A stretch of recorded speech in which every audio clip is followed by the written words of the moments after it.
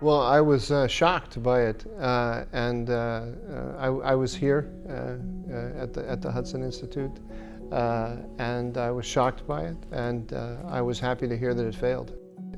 I thought they were a thing of the past, and it surprised me. It came out of it came out of a context with no warning, I had no expectation of it.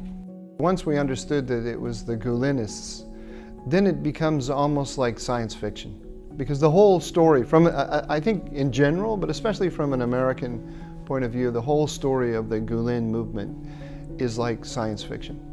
And that there could be an organization that is run, a cult basically, that's run out of Pennsylvania, that's conducting this this kind of movement. It seems impossible. In fact, a lot of Americans don't believe the story.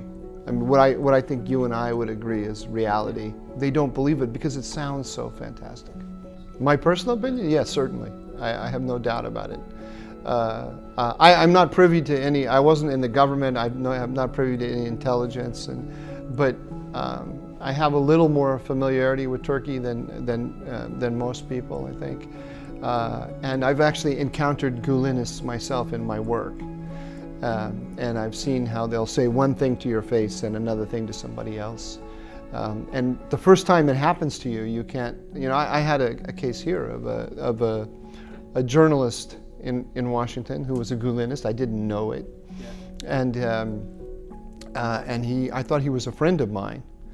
And then through a series of events, I was alerted to the fact that he was writing things about me that were the exact opposite, writing things about me in Turkish that were the exact opposite of what he was saying to my face. And I couldn't believe it at first, because I really thought I was friends with him. My own feeling is that the United States should do everything possible to extradite him to Turkey.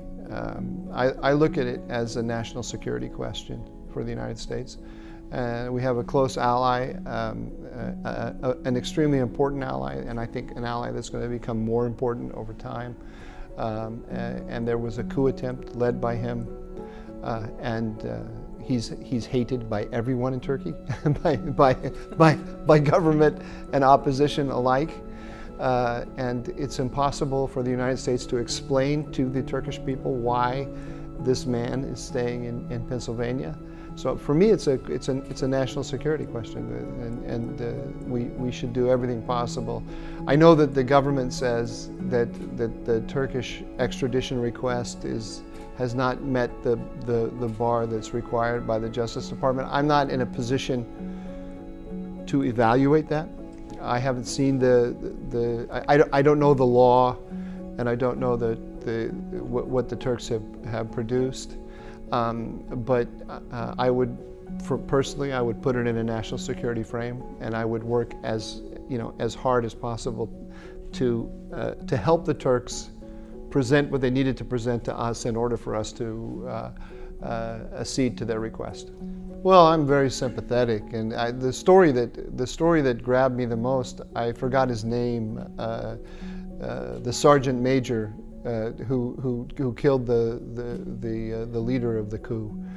His stories, his personal heroism, and yes, and it's very moving, and the fact that he basically carried out that mission knowing that he was going to die.